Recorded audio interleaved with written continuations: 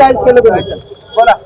भारताला स्वातंत्र्य मिळून आज 75 ते 78 वर्ष पूर्ण झाले, पण म्हणावं तसं स्वातंत्र्य देशात मिळालं, पण या सांगलीत महापालिकेत काही इंग्रज अंशिक राहून गेलेले आहेत असं स्पष्ट वेळोवेळी दिसून येत आहे।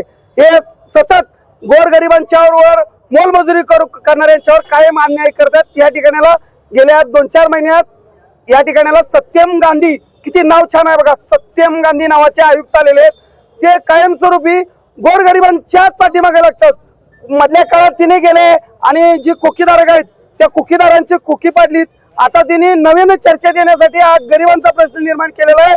फेरीवाले हा अनेक वर्षापासून फेरीवाल्यांचा प्रश्न राहिला आहे, कारण भारत आमचा अजून मागासलेला देश आहे। एसीच्या दुकानात किंवा चांगल्या स्टँडर्डच्या हॉलमध्ये किंवा स्टँडर्डच्या ठिकाणी जाऊन कोणतीही वस्तू खरेदी करण्यापेक्षा फेरीवाल्याकडून खरेदी करण्यास भारतीय लोक पसंत करतात।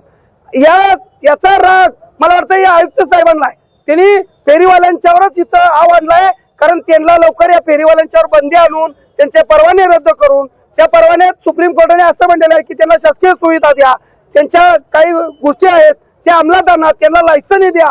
अशा प्रत्येक वेळेला त्यांना वेळोवेळी ज्या हत्ती आहेत त्या रद्द करण्यासाठी कोर्टाने आदेश देऊन सुद्धा या आयुक्तांनी त्यांना वेगवेगळ्या प्रकारच्या हत्ती घालत त्यांना एका जागेला जागा देतो आणि तुम्ही धंदा करा, अन्यथा तुम्ही दुसरीकडे दिसला तर अनेक हजार रुपयाचा दंड तुम्हाला करणार असं म्हणून आज 15 ते 20 दिवस झालं त्या फेरीवाल्यांचा धंदा बंद पडलाय।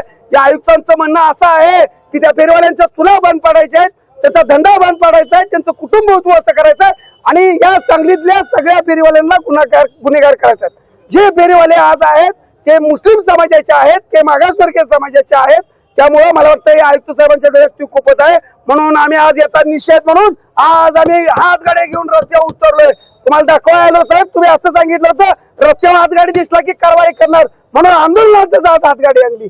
साहेबांच्यावर अट्रॉसिटी ऍक्ट प्रमाणे गुन्हा दाखल व्हावा, साहेबांनी कोर्टाचा आदेश भंग केला म्हणून त्यांच्यावर फौजदारी सारखे गुन्हे दाखल व्हावे, म्हणून आज आम्ही त्यांना शांततेच्या पद्धतीनं हातगाड्या ढकलत आणून या ठिकाणाला निषेध केलेला आहे। पण येत्या काळात जर आयुक्त साहेबांनी आई असा आपला ठेका ठेवला तर देण्यात तेव्हा आयुक्त साहेबांना महापालिकेत कुंडून काढल्याशिवाय दलित महासंघ राहणार असा इशारा मी देतो।